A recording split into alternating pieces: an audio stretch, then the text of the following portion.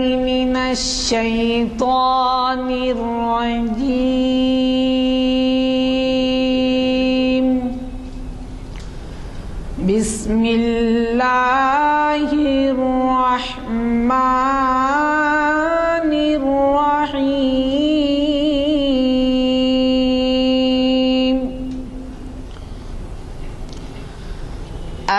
أتأمرون الناس بالبر وتنسون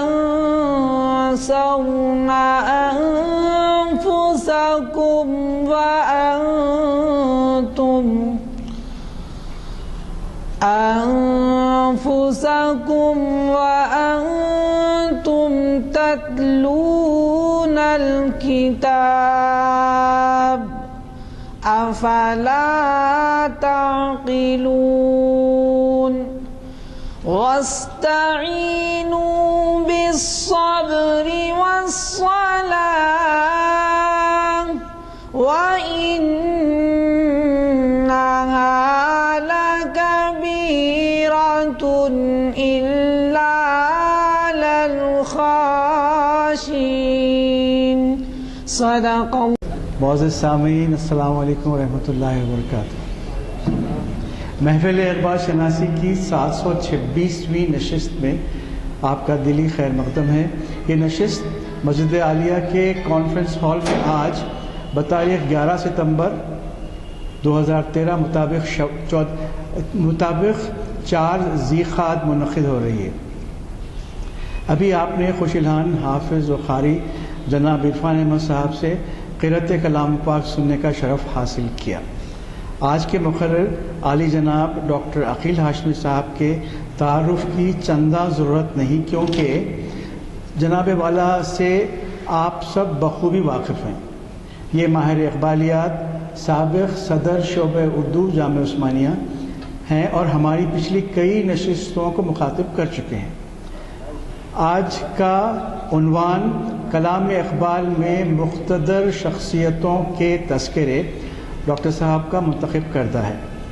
میں گزارش کرتا ہوں کہ جناب مولانا ڈائس پر تشریف لائیں اور اپنی تقریر کا آغاز فرمائیں۔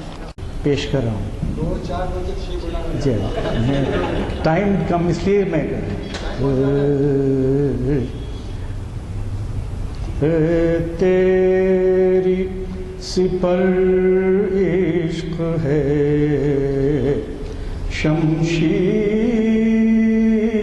شمشیر تیری عقل ہے، تیری سپر عشق ہے شمشیر تیری، میرے درویش خلافت ہے جہانگیر تیری، میرے درویش خلافت ہے جہانگیر تیری، ماں سوی اللہ کے لیے آگ ہے تکبیر تیری، ماں سوی اللہ کے لیے آگ ہے تکبیر تیری، تو مسلمان ہو تو تقدیر ہے تدبیر تیری، تو مسلمان ہو تو تقدیر ہے تدبیر تیری۔ عقیل بھائی، قل ان تحبون اللہ کی محمد وفا تو نے تو ہم تیرے ہیں کہ محمد سے وفا تو نے تو ہم تیرے ہیں یہ جہاں چیز ہے کیا لو قلم تیرے ہیں یہ جہاں چیز ہے کیا لو قلم تیرے ہیں عقل ہے تیری سپر عشق ہے شمشیر تیری من الشیطان الرجیم بسم اللہ الرحمن الرحیم قال اللہ تعالی فی کلام المجید والفرقان الحمید الا ان اولیاء اللہ لا خوف علیہم ولا هم يحزنون صدق اللہ مولانا العظیم وفي مقام آخر ان اللہ وملائکتہ یصلون علی النبی یا ایھا الذین آمنوا صلوا علیہ وسلموا تسلیما اللہم صل علی سیدنا مولانا محمد وعلی صحبہ وسلم. بزرگوں اور دوستوں، اقبال شناسی کی اس نشست میں جیسا کہ آپ نے اعلان سماعت فرمایا، کلام اقبال میں مقتدر شخصیتوں کے تذکرے، یہ عنوان خود بجائے ایک وسیع مضمون کا احاطہ کرتا ہے. اصل بات یہ ہے کہ شاعری میں ایک صنعت ہوتی ہے جس کو تلمیح کہا جاتا ہے. تلمیح وہ صنعت ہے جس میں شاعر کسی ایک شخص، کسی ایک واقعے، کسی ایک حادثے، کسی ایک سمجھے کہ ایسے ایون کا، ایسے سمجھے کہ سلسلے کو محض ایک لفظ کے ذریعے سے یا کچھ الفاظ کے ذریعے سے یا پھر کسی فقرے یا جملے کے ذریعے سے ظاہر کرتا ہے، اور اس کے ظہور سے یعنی اس لفظ کے اظہار سے وہ پورا واقعہ آپ کے ذہن میں آ جائے، اس کی پوری کیفیت سے آپ آگاہ و باخبر ہو جائیں. یہ صنعت کہلاتی ہے صنعت تلمیح. شاعرانہ مزاج میں آپ اگر سوچیں اور اس کی کئی تلمیحات، کئی اس کی صنعتیں ملیں گی، لیکن میں نے اس بات کا اس وجہ سے اظہار کیا کہ کلام اقبال میں اقبال نے جن شخصیتوں کو اپنی مرکز نگاہ بنایا یا پوری فکر کا محور بنایا، یا پھر ان کو اتنی اہمیت دی کہ تلمیحاً، تمثیلاً اور مثال کے طور پر بھی اگر ان کا اظہار کر دیا جائے تو اس پوری شخصیت کا عکس آپ کے ذہن میں مرتسم ہو جائے گا، تازہ ہو جائے گا، آپ کے سامنے آ جائے گا. ایک بات اور بھی آپ کی خدمت میں عرض کروں، قرآن میں پروردگار نے انسان کو کہا کہ وہ میرا خلیفہ، وہی جاعل فی الارض خلیفہ، کہ زمین پر ہم نے انسان کو اپنا خلیفہ بنایا ہے. اور یہ خلافت الہیہ کا بار اٹھانے کی جو کیفیت، جو حیثیت تھی، وہ صرف انسان میں تھی. کائنات کا کوئی عنصر یا کوئی وجود ایسا نہیں ہے کہ جس کا جو بار امانت الہیہ کو سنبھال سکے. یہ تو پروردگار کی مشیت ہے، وہ خوب جانتا ہے کہ انسان، حمل الانسان سے کہا گیا کہ وہ کس طرح سنبھالے گا، وہ خود جانتا ہے، عالم الغیب ہے.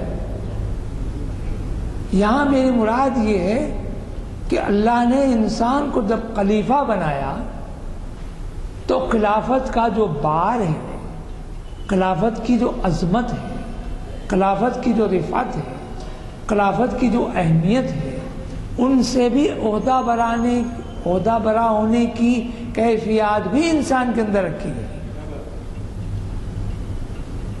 آپ اگر غور کریں تو آدم علیہ السلام جب جنت سے زمین پر تشریف لائے تو وہ تنہا نہیں آئے۔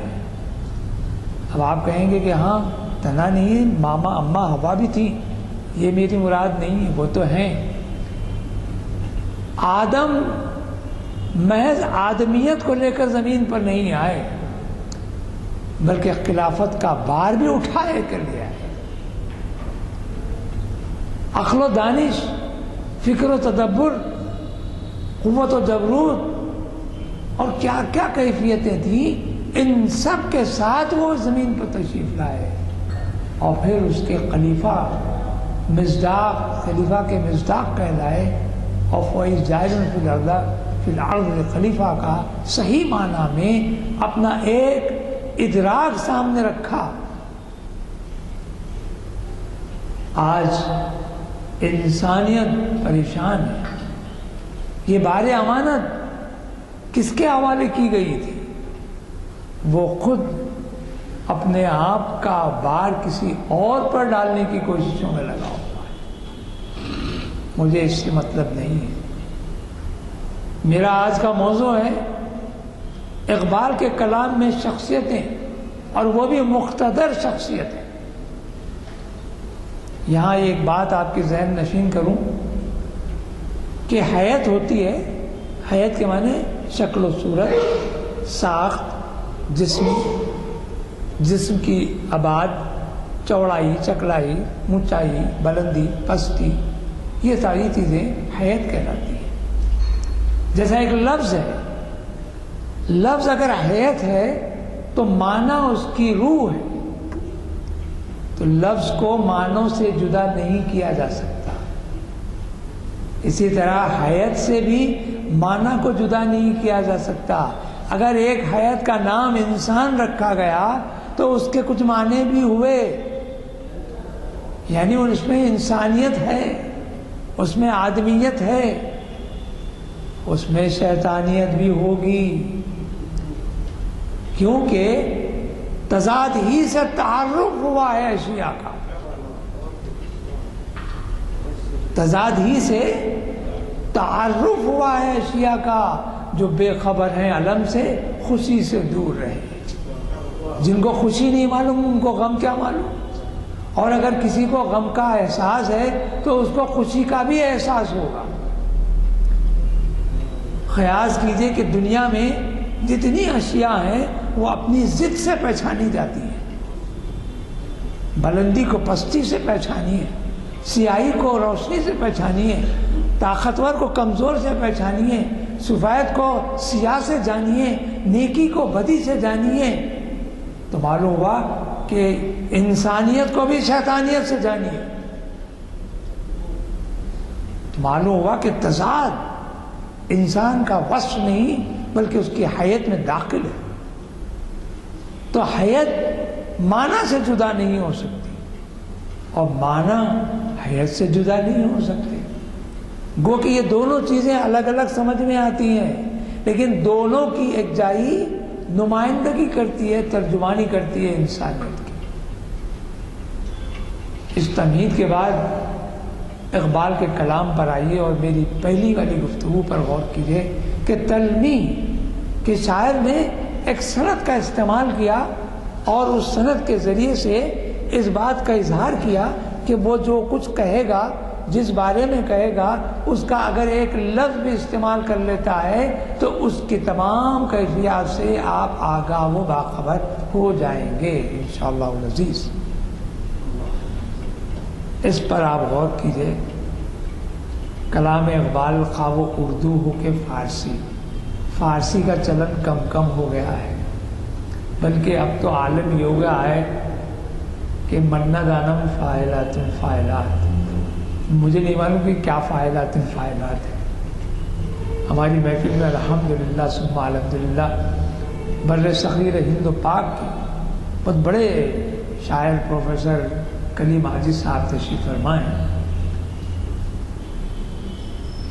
آپ یقین مانیے کہ شاعری کیا چیز ہوتی ہے، اسی وجہ سے شاعری کو پیغمبر کا درجہ دے کر کہا کہ شاعری جز ایست از پیغمبری کہا گیا، پیغمبری کا ایک جز ہے، وہ پیغمبری کیا ہوگی اندازہ کیجیے۔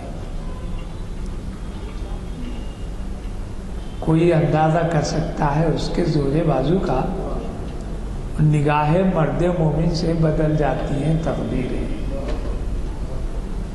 حکومت بادشاہی علم اشیاء کی جہانگیری، حکومت بادشاہی علم اشیاء کی جہانگیری، یہ سب کیا ہیں؟ فقط ایک نقطہ ایما کی تفسیر ہے۔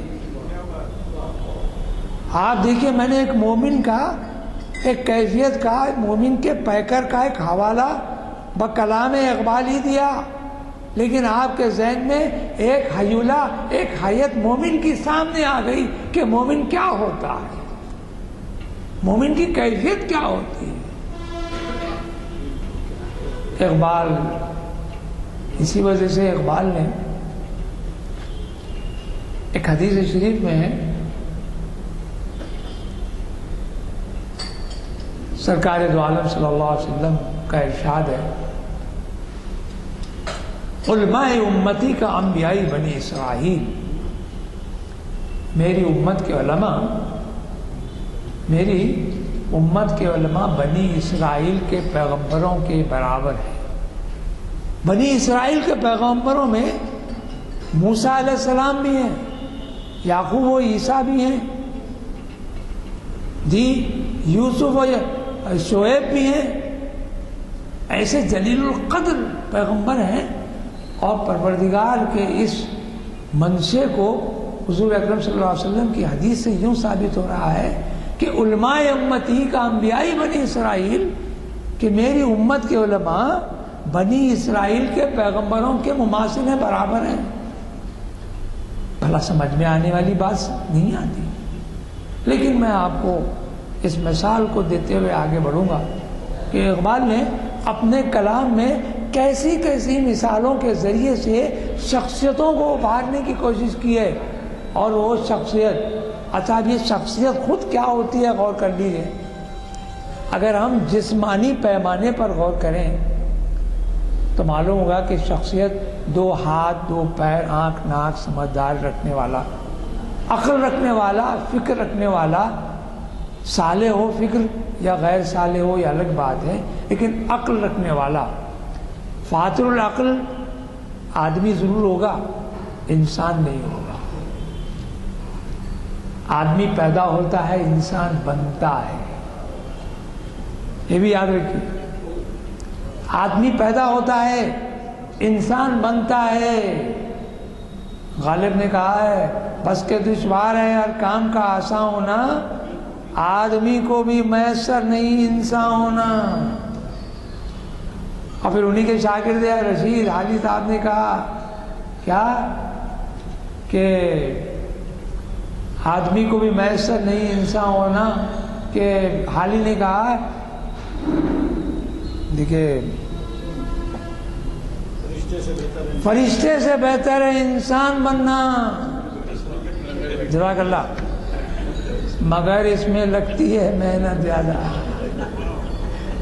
فرشتہ آپ بن سکیں گے لیکن انسان بننا دشوار ہے۔ کیوں؟ کہ فرشتہ مامور من اللہ ہوتا ہے، وہ حکم کا پابند ہوتا ہے، وہ جس حکم کے لیے پابند کیا گیا ساری زندگی وہ اسی کا پابند رہے گا۔ لیکن انسان کے اندر ہمہ اقسام کی کیفیتیں ہیں، ضدیں جمع ہیں۔ لمحے میں وہ خوبصورتی سے آپ سے گفتگو کرے گا اور دوسرے ہی لمحے آپ سے ترش روی سے پیش آئے گا۔ یہ اندازہ نہیں کیا جا سکتا کہ وہ کس لمحے اپنی کیفیت کو بدل دے گا۔ خیر یہ ایک الگ بات ہے۔ میں آپ سے کہہ رہا تھا کہ شخصیت کیا ہے۔ مختصر سے خط کے اندر ایسی ایسی طاقتیں اکجا ہوتی ہیں کہ سامنے والا دیو ہیکل بلکہ دیو پیکر بھی اس کے آگے ہاتھ جوڑ کر سر تسلیم کھڑا ہو جاتا ہے۔ کہنے والا جو حاکم ہے وہ صرف اندر 5 فٹ ہے. ہٹلر انڈر 5 فٹ تھا. جی ایسے بہت سارے مثالیں آپ کو دے سکوں گا، خط پہ یاد آ گیا تو نام بول دیا. 5 فٹ کی زندگی، 5 فٹ کے قد میں اس کی عظمتوں کا اندازہ نہ کیجیے. تو جسامت شخصیت نہیں ہوتی. شخصیت کا نام ہے جوہر، شخصیت کا نام ہے وہ ہنر، شخصیت کا نام ہے وہ صلاحیت جو اس پیکر کے اندر چھپی ہوئی ہے، جس طرح پھول میں خوشبو چھپی ہوئی ہوتی ہے. جی جیسے انسان کے جسم میں روح چھپی ہوئی ہے. کبھی آپ نے محسوس کیا خوشبو کیا پھول کی پتی میں خوشبو ہے یا مکمل پھول میں خوشبو ہے؟ تو معلوم ہوا کہ پھول کی پتی میں بھی وہی خوشبو ہے جو پورے پھول میں ہے. تو معلوم ہوا کہ پھول کی خوشبو اہم ہے، پھول بذات خود اہم نہیں ہے. یعنی اس کا جسد یا اس کا جسم یا اس کا بدن کوئی اہمیت نہیں رکھتا، اس کا جوہر اہمیت رکھتا ہے، اور وہ جوہر کام کا ہے. اقبال نے اشارہ کیا. اقبال نے کہا کہ جوہر انسان عدم سے آشنا ہوتا نہیں. جوہر انسان عدم سے آشنا ہوتا نہیں. آنکھ سے غائب تو ہوتا ہے، فنا ہوتا نہیں. آنکھ سے غائب تو ہوتا ہے، فنا ہوتا نہیں. یاد رکھیے شخصیت فنا ہو جاتی ہے، لیکن شخص فنا ہو جاتا ہے، شخصیت فنا نہیں ہوتی. کوئی آدمی ہمارے درمیان وہ اپنی عمر طبعی کو پہنچے، کسی حادثے کا شکار ہو جائے اور وہ ہمارے درمیان سے اٹھ جائے، چلا جائے، مر جائے، تو کیا اس کی شخصیت فنا ہو گئی؟ جی نہیں. اس کی جو صلاحیتیں تھیں، اس کی جو کیفیات تھی، اس کے جو جوہر تھے جو آپ کے سامنے آشکارا ہوئے، وہ جب تک ہیں وہ برابر زندہ ہے آپ کے درمیان. اس بات کو سمجھ لیجیے، اس بات کو، اس نقطے کو سمجھ لیجیے. تو اقبال کا کلام کو ضرور سمجھ بات کر رہا تھا میں تلمیح کی، وہ بات کر رہا تھا میں حدیث کی، کہ حضور اکرم صلی اللہ علیہ وسلم کا ارشاد مبارکہ ہے کہ انبیاء امتی، علماء امتی کا انبیاء بنی اسرائیل، کہ میری امت کے علماء بنی اسرائیل کے پیغمبروں کے مماثل میں برابر ہیں. اب میں قرآن کی ایک آیت، 2 آیتیں ہیں پیش کروں گا. وہ ایک تلمیح ہے. سورہ بقرہ کے 7ویں رکوع کی ابتدائی آیتیں ہیں. وَإِذِ اسْتَسْقَىٰ مُوسَىٰ لِقَوْمِهِ فَقُلْنَا اضْرِب بِّعَصَاكَ الْحَجَرَ فَانْفَجَرَتْ مِنْهُ اثْنَتَا عَشْرَةَ عَيْنًا قَدْ عَلِمَ كُلُّ أُنَاسٍ مَّشْرَبَهُمْ كُلُوا وَاشْرَبُوا مِن رِّزْقِ اللَّهِ وَلَا تَعْثَوْا فِي الْأَرْضِ مُفْسِدِينَ.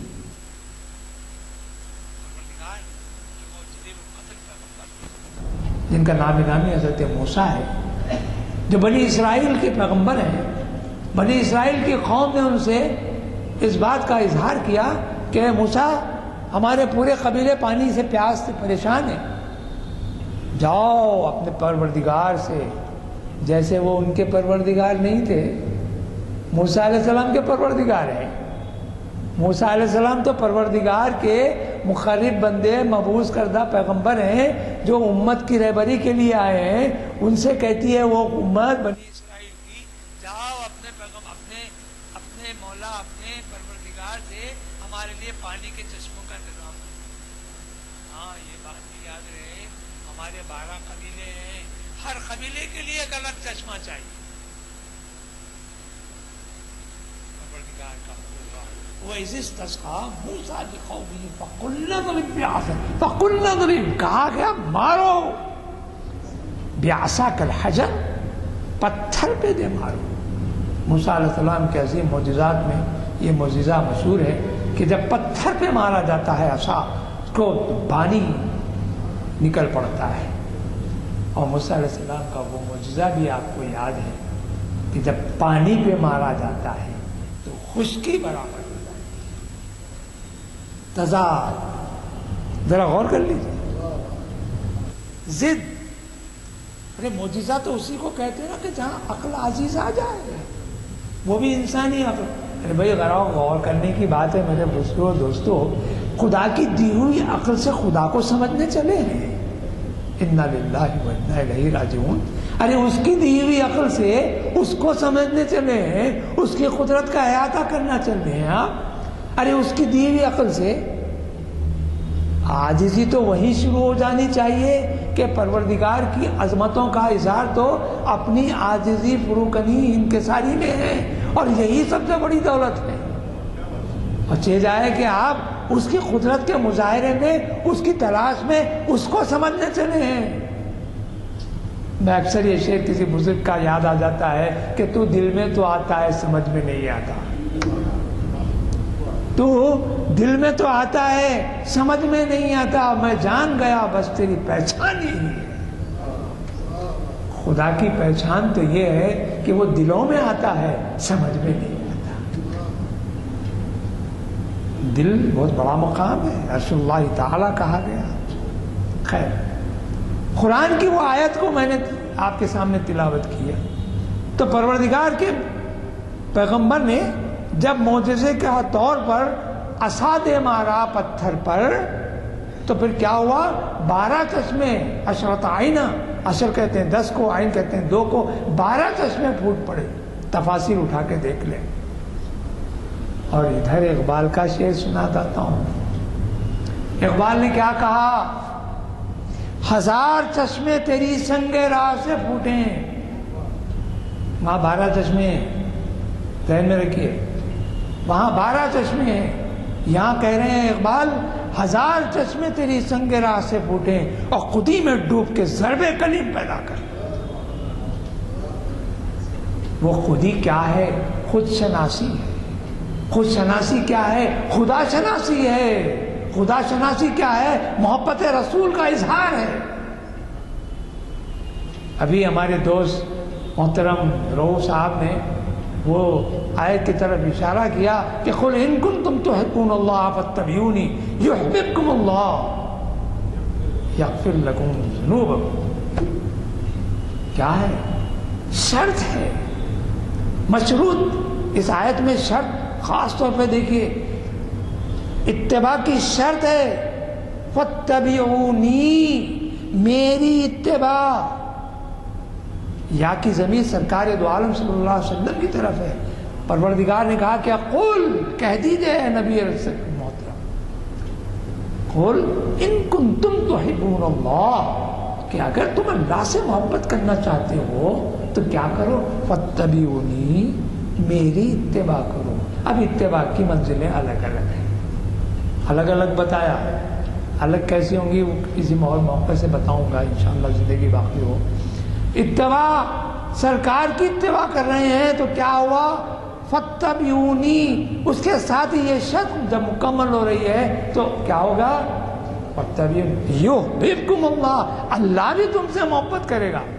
تو کہاں بات رک رہی ہے؟ اتباع پر. اتباع کریں گے تو اللہ محبت کرے گا, اتباع نہیں کریں گے تو اللہ بھی محبت نہیں کرے گا. فیصلہ یہی ہوگا. اب اس منزل پر آئیے تو اقبال کے کلام میں شخصیتوں کو ٹٹولیے. شخصیتوں کو ٹٹولنا تو دشوار نہیں ہے, لیکن اس کا ادراک بڑا دشوار ہے. اقبال یوں تو مغرب, مشرق, مغرب کی دنیا میں بہت تھے, اور ایسے اشعار ان کے پاس مل جائیں گے کہ مشرق میں سب کچھ, مغرب میں سب کچھ ہے لیکن چشمہ ہوا نہیں ہے. میں تفصیلات میں نہیں کہا, وقت بڑا کم ہوتا ہے اس معاملے میں. عجیب ہے, اگر ایک ایک شعر کی بات ہم کرتے رہیں تو پھر مشکل ہو جاتی. تو کہا یہ کہ رسول اکرم صلی اللہ علیہ وسلم کی محبت کو افضلیت کا مرتبہ دیتے ہوئے اقبال نے کہا کہ کچھ اور بات نہیں ہے. شخصیتوں میں مقتدر اور مقدس, اعلیٰ سے عرفہ, بعد از خدا بزرگ. تو یہ قصہ مختصر کی بات جو کہی تو اقبال نے کہا کہ رسول اکرم صلی اللہ علیہ وسلم کی حیات طیبہ سب سے بڑا اور سب سے بڑا اور سب سے عظیم ترین شخصیت کا مظاہرہ کرنے والا معاملہ ہے. وہ دانائے سبل, ختم رسول, مولا کل, جس نے غبار راہ کو بخشا, فروغ وادی سینا، نگاہ عشق و مستی میں وہی اول وہی آخر، وہی قرآن وہی فرقان وہی یاسین وہی تھا۔ ذرا غور تو کر لیجئے، کیا یہ شخصیت کا اظہار نہیں ہے؟ کیا شخصیت کے پیکر کا اظہار نہیں ہے؟ اقبال کے پاس چلیے تو شخصیتیں تو ملیں گی، لیکن جس شخصیت سے انہوں نے اپنے آپ کو والہانہ طور پر وابستہ کر لیا وہی ذات اقدس، وہی ذات محمد صلی اللہ علیہ وسلم۔ ابھی میرے محترم دوست وہ شعر بھی پڑھ لیا کہ کی محمد سے وفا تو نے تو ہم تیری، یہ جہاں چیز ہے کیا لوح قلم تیرے۔ یہ جواب شکوے کا شعر ہے، یہ شعر جواب شکوے میں کہا گیا۔ جب اقبال نے شکوہ لکھا تھا تو کچھ کم عقل کے لوگ، کچھ فکر کے کوتاہی سے دو چار رہنے والے، کچھ اپنی ذاتیات کو مقدم رکھنے والے اور کسی کے کردار کو مسخ کرنے کی کوشش کرنے والے، کسی کی عظمتوں کو نیچا دیکھنے کی غرض سے انہوں نے کفر کے فتوے دے دیے کہ اقبال کفر کلمات بکتے ہیں، نعوذ باللہ۔ لیکن 1 سال گزر گیا، کسی نے جواب نہیں لکھا۔ لیکن جب اقبال نے 1 سال کے بعد خود جواب شکوہ لکھا تو وہ جو معترضین تھے وہ خود بھی دبے دبے لہجے میں کہنے کہ بھئی ولی صفت ہے، اقبال کو ولایت کی منزلوں پر پہنچا لیا جی۔ تو معلوم کیا ہوا کہ اقبال نے شکوے کے کہنے والے نے، کسی شاید زوئے انصاری یا کسی اور نے اس طرح اشارہ کیا کہ اقبال جواب شکوے میں کچھ بھی نہ لکھتے، کافی تھا یہ ایک شعر۔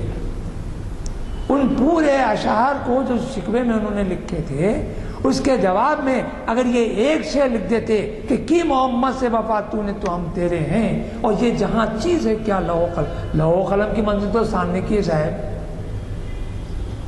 اگر آپ منازل سمجھیے کہ غربت اور مناظر عظمتوں کا اگر آپ سمجھے ایک ادراک کریں گے، فکر کریں گے، سوچیں گے، تدبر کریں گے تو لوح و قلم کے معنی بالکل قریب کی منزلیں ہیں ہماری۔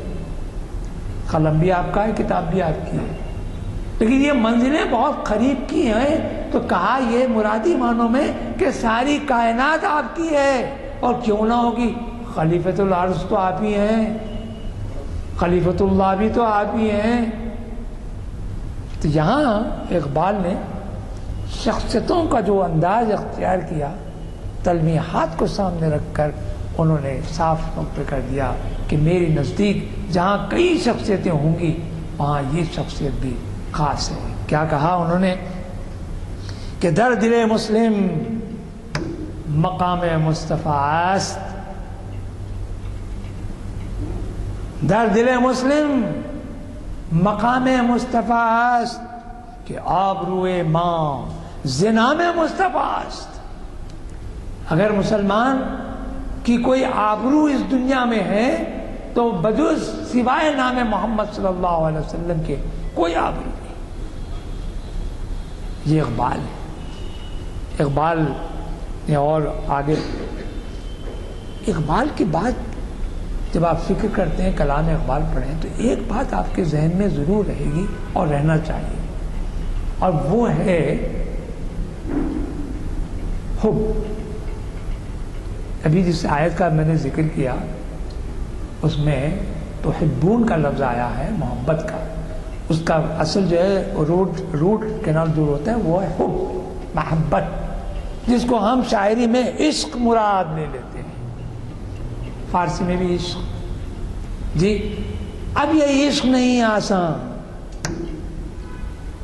یہ عشق نہیں آسان، اتنا ہی سمجھ لیجیے ایک آگ کا دریا ہے اور ڈوب کے جانا ہے، تیر کے جانا نہیں ہے۔ پہلے شرط کیا ہے؟ ڈوبو تو پھر تیرو۔ ارے یہ کہ سمجھ میں آنے کی بات نہیں ہے۔ اور پھر اقبال نے کیسی کیسی منزلوں سے دوچار کیا ہے ہم کو۔ جناب کیا خلیل اللہ کا وہ شعر، خلیل اللہ سے متعلق وہ شعر آپ کو یاد نہیں ہے اقبال کا کہ بے قدر کود پڑا آتش نمرود میں عشق. بات ہو رہی ہے ابراہیم خلیل اللہ کی, بات کر رہے ہیں عشق کی. ارے یہ کیا بات ہوئی ہے؟ آپ کو شخصیت کا پیکر بتانا چاہیے چہ جائے کہ آپ نے کیا کیا کہ بے قدر کود پڑا آتش نمرود میں عشق.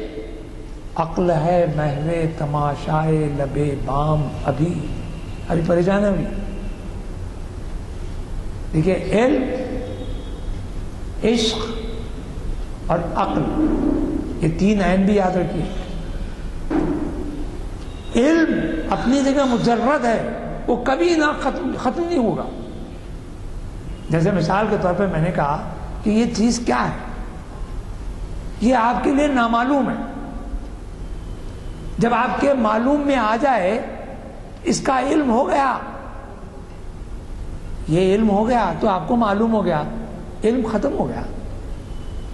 اس حد تک آپ کو معلوم ہوا. خدا معلوم ایسی کتنی ہی کائنات میں اشیاء ہیں جن کا احاطہ کرنا ابھی عقل سے بہت دور ماورا ہے. لیکن اس کے لیے کیا چاہیے؟ عشق چاہیے. علم کے لیے عشق چاہیے, لیکن تدبر کے لیے عقل چاہیے. اور یہ تینوں پروردگار کی نعمتوں میں سے ایک ہے. اللہ تعالیٰ نے آدم علیہ السلام کی عظمتوں کو بتلانے کے لیے فرشتوں کے کیا کہا؟ وَعَلَّمَ الْآدَمَ الْأَسْمَاءَ كُلَّهَا ثُمَّ عَرَضَهُمْ عَلَى الْمَلَائِكَةِ فَقَالَ أَنبِئُونِي بِأَسْمَاءِ هَؤُلَاءِ إِن كُنتُمْ صَادِقِينَ. اللہ نے کیا کرے, نام بتا دیے. قرآن پڑھیے تو معلوم ہو گیا کہ قرآن میں جیسا کہ کہا گیا لا رطب ولا یابس الا فی کتاب مبین. ارے اس میں ایسی کوئی خشک اور تر کی بات نہیں ہے جو قرآن میں اس میں ذکر نہ ہو. دنیا کی جتنی چیزیں ہیں خشک سے ہوں گی متعلق یا تری سے متعلق ہوں گی, اور ان کا ذکر کرنا اللہ تعالیٰ نے قرآن میں اپنے لیے لازماً, اپنے آپ پر لازماً ٹھہرا کر اس کا اظہار فرمایا ہے. تو یہاں یہ بات بتاؤں کہ عین, عین کے معنی آنکھ, علم عین, علم عشق, عین عقل. ابھی عقل کی بات سمجھ میں تو آ جاتی تھوڑی دیر کے لیے, لیکن عقل کے اندھے بھی تو ہوتے ہیں. عقل کے اندھے بھی تو ہوتے ہیں. لیکن عشق اگر اندھا ہو تو کامیاب ہو جاتا ہے. عشق اگر اندھا ہو تو کامیاب ہو جاتا ہے. عقل اندھا ہو جائے, عقل اندھی ہو جائے تو وہ بیکار ہو جاتی ہے. میں عرض کرتا ہوں, اقبال نے خلیل اللہ کی طرف اشارہ کرتے ہوئے کہا کہ بے قطر کود پڑا آتش نمرود میں عشق, عقل ہے محو تماشائے لبے بام ابھی. اب پھر یہی نہیں. دیکھیے شخصیت, میں اگر شخصیتوں کا اظہار کرتا ہوں, ایک بہت بڑا موضوع ہے یہ, بہت بڑا. لیکن میں مختصر شخصیتوں کی طرف سے بھی اشارے کرتے نکل جا رہا ہوں آگے آگے. کہا یہ کہ آج بھی ہو ابراہیم سا ایماں پیدا, آگ کر سکتی ہے انداز گلستاں پیدا. یہ کیا ہے؟ یقین ہے. وہ عشق کی منزل ہے جو یقین کہلاتی ہے. یا نارا کونی بردم و سلام علی ابراہیم. ارے ٹھنڈی نہیں, سلامتی بھی بننا ہے. ٹھنڈی ہو جانا کمال نہیں ہے, سلامتی کی بات بھی آتی ہے. پھر یہ تو والد کی بات ہوئی, بیٹے کی بات بھی آئی. اسماعیل ذبیح اللہ, یہ خلیل اللہ ہیں. اکثر میں سے ایک صاحب نے سوال کیا کہ ابراہیم, حضرت ابراہیم علیہ السلام کو ابراہیم خلیل اللہ کہا جاتا ہے, اسماعیل علیہ السلام کو ذبیح اللہ کہا جاتا ہے, عیسیٰ علیہ السلام کو روح اللہ کہا جاتا ہے, موسیٰ علیہ السلام کو کلیم اللہ کہا جاتا ہے. جی, اور ایسی کئی پیغمبروں کے ساتھ ان کے عظمتوں کا اظہار ہے. رسول اللہ کے ساتھ کیا ہے؟ تو میں نے کہا کہ کوئی نئی بات نہیں ہے, وہ تو سننے کے سامنے کی بات ہے. کیا؟ حبیب اللہ. پھر وہی محبت کی بات ہے, وہی محبت ہے. رسول اکرم صلی اللہ علیہ وسلم کی عظمتوں میں ایک عظمت یہ بھی ہے کہ اللہ نے آپ کو حبیب اللہ کہہ کے پکارا ہے. آپ کو آسمانوں پر احمد کہا گیا اور زمین پر آپ کو محمد پکارا گیا. دونوں کے اگر مشتق دیکھیں گے تو معنی مطلب ایک ہی، تعریف کیا ہوا، ختم. دیکھیے ایک بات اور بھی آئی، بڑے مزے کی آئی، ذہن میں یاد رکھیے. بنی اسرائیل کی جب شروعات ہوتی ہے سورہ بنی اسرائیل کی، سبحان الذی اسری بعبدہ، عبدہ کا لفظ آیا، لیلا من المسجد الحرام الى المسجد الاقصی بارکنا حولہ لنریہ من آیاتنا. وہاں عبد کہا گیا نہیں، عبدہ کہا گیا. تو معلوم کیا ہوا، عبد ایک الگ چیز ہے، عبدہ ایک الگ چیز ہے. ارے یہ کیا بات ہوئی صاحب؟ عبد کے معنی روح اور جسم کا اتصال، دونوں کا مرکب. عبدہ بھی وہی ہے، لیکن فرق یہ ہے عبد طالب ہوتا ہے، عبدہ مطلوب ہو جاتا ہے. عبد کسی کی چیز کا طالب ہو جاتا ہے. اگر محبت ہے، خدا ہو تو وہ طالب ہے، عبد ہے. لیکن خدا اگر جس کا طالب ہو جائے وہ عبدہ ہے، اس کا طالب. بات ذرا نازک ہے، یہ آگے بڑھ جاتا ہوں. تو کلام قلیل اللہ کے بعد ذبیح اللہ پہ آئیے. تو ذبیح اللہ کے بارے میں اقبال نے کہا یہ فیضان نظر تھا کہ مکتب کی کرامت تھی. یہ فیضان نظر تھا یا کہ مکتب کی کرامت تھی. سکھائے کس نے اسماعیل کو آداب فرزندی. فرزند ہونا، اطاعت گزار ہونا، اپنے آپ کو والد کے احترام کے آگے سر تسلیم کم کر دینا، یہ کہاں سکھائے گئے؟ کس نے سکھائے؟ کس مکتب میں اسماعیل نے پڑھا تھا؟ یہ فیضان نظر کس کا فیضان نظر؟ ذرا غور کر لیجیے. یہ فیضان نظر تھا یا کہ مکتب کی کرو، دونوں چیزیں نہیں ہیں وہاں. یہ تو فضل الہی ہے، یہ فضل الہی ہے کہ آداب اسماعیل، آداب فرزندی اسماعیل کو سکھایا جائے. تلویحات کے ذریعے سے اقبال نے شخصیتوں کا ایسا اظہار کیا کہ ان پر کتابیں لکھی جاتی ہیں، لکھی گئی ہیں. اور پھر آگے بڑھیے. موسیٰ علیہ السلام کے زمانے میں حضرت شعیب تھے.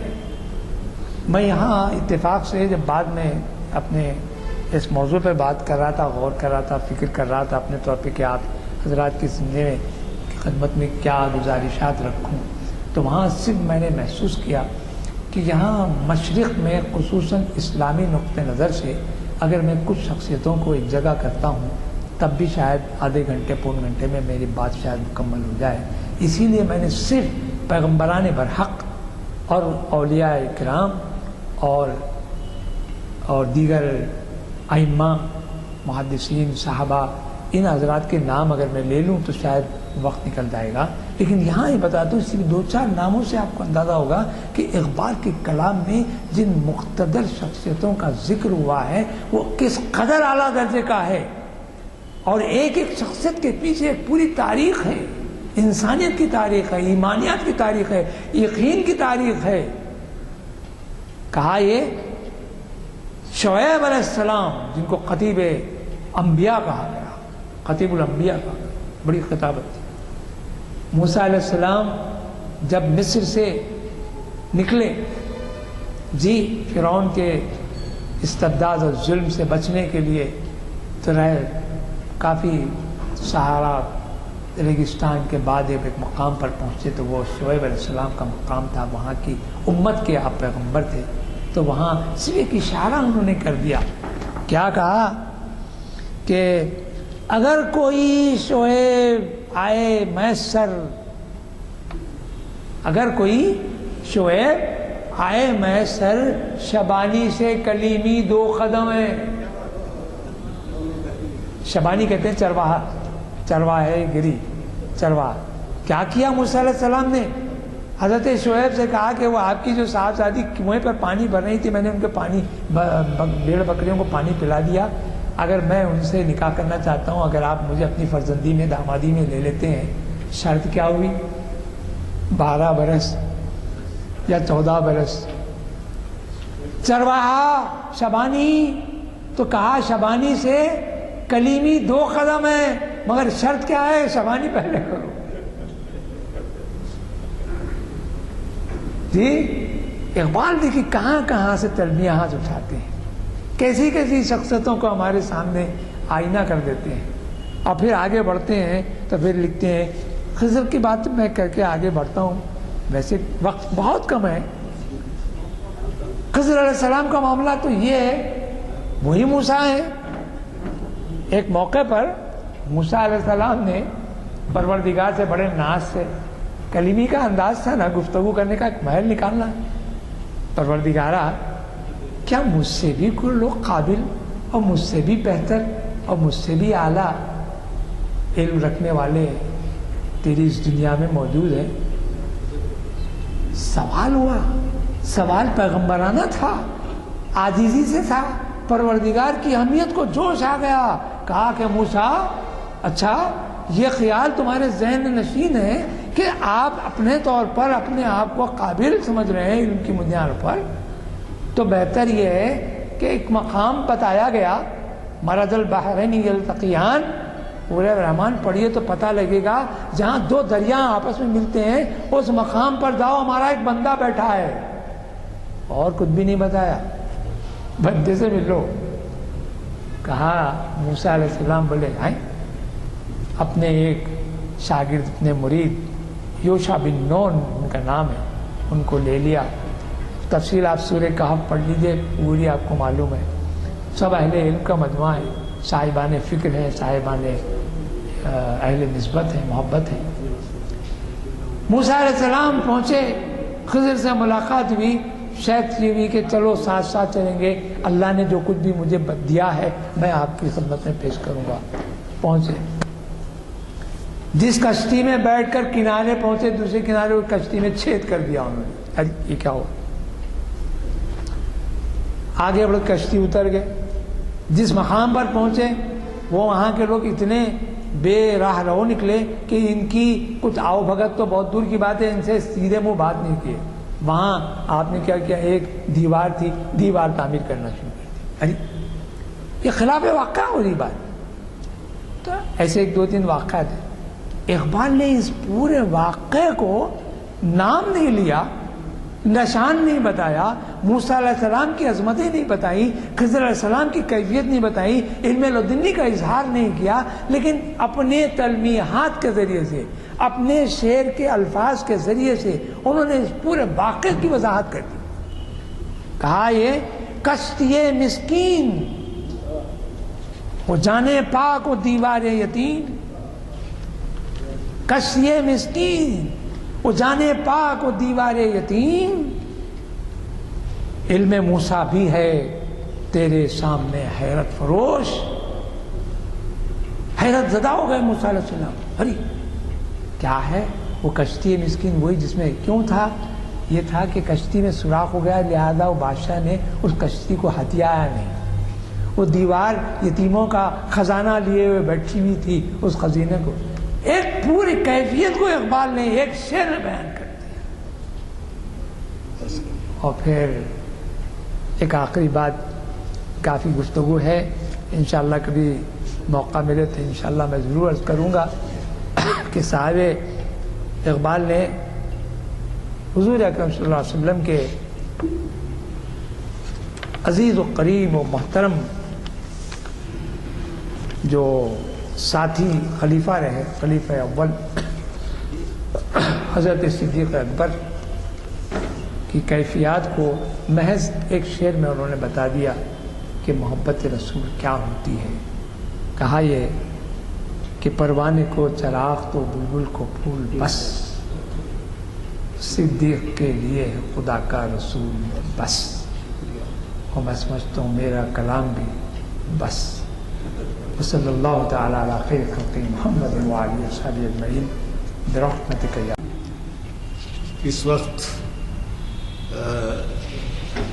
کلیم عاجز صاحب، کلیم احمد عاجز صاحب تشریف فرما ہیں، جن کا ہم استقبال کرتے ہیں۔ یہ اپنے مخصوص طرز فکر، پرکشش اسلوب، بیان، دلکش تراکیب اور خوبصورت تشبیہات و استعارات کی وجہ سے اردو شاعری میں انفرادی حیثیت کے حامل ہیں۔ آپ کے نام سے ایک شام منائی جا رہی ہے اردو ہال میں، شام کلیم، اور وہ ہے کل نہیں پرسوں، یعنی جمعہ کے دن۔ آپ سب مدعو ہیں۔ 6:30 بجے کچھ مغرب کی نماز کے ساتھ ہی کچھ ریفریشمنٹ وغیرہ کے بعد 1 گھنٹے کے لیے یہ پروگرام رہے گا، اور آپ چونکہ ہمارے مہمان ہیں اور اس وجہ سے آپ بہت زیادہ تعارف کے محتاج نہیں ہیں کہ آپ کی شخصیت سے ہند و پاک کے بعض قارئین شعر و ادب سے بخوبی واقف ہیں۔ آپ کے مجموعہ کلام ہندوستان کے علاوہ پاکستان سے بھی شائع ہوئے ہیں۔ شائقین ادب آپ کے کلام کو بڑے اشتیاق سے پڑھتے ہیں۔ ہندوستان کے بڑے شہروں میں منعقد ہونے والے مشاعروں میں آپ نے شرکت کی، وہ مشاعروں میں کلام سنانے سے آپ گریز کرتے ہیں۔ اور تفصیل تو بہت ہے، ٹائم نہیں ہے۔ جن سیاسی انقلابات سے آپ کو گزرنا پڑا، اس کا اندازہ لگانا ہر ایک کے لیے بہت مشکل ہے۔ اس سے زیادہ المناک حادثہ نہ پہلے کبھی آیا نہ آئندہ آ سکتا ہے۔ یہ آپ ہی کی ذات گرامی ہے جو اس سانحے کو برداشت کیا اور عداوت اور انتقام کی بجائے محبت اور بھائی چارگی کی تلقین کی، اور انہی جذبات کو اپنے کلام میں سمویا ہے۔ مجھے یقین ہے کہ حیدرآبادی روایت کے مطابق آپ مہمان نوازی کے لیے ضرور اس محفل میں شرکت کریں گے جو کل نہیں پرسوں یعنی 13 تاریخ کو جمعہ کے دن شام میں 6:30 بجے اردو ہال تشریف لائی۔ بات یہ ہے کہ ہمیں اردو سے محبت ہے، مادری زبان ہے، ترقی کرنا چاہیے، لیکن اپنے اگر دامن میں جھانک کر دیکھیں تو اندازہ ہوگا کہ آخر کیا کر رہے ہیں ہم آپ سے جب یہ خواہش کرتے ہیں کہ بھئی ایک محفل میں شریک ہوں تو کم از کم اس کے لیے تو تیار رہیے۔ کوئی آپ سے اور مزید ہم ایسا تعاون نہیں چاہتے جس کے لیے آپ کے جیب پہ بات پڑے یا کچھ کرے، لیکن ایسی محفلوں میں شرکت سے ہماری ہمت افزائی ہوگی۔ شکریہ۔ جن اصحاب کو یہ مل چکے ہیں نہ ملے ہو تو لے لیں آپ کے جو اگلے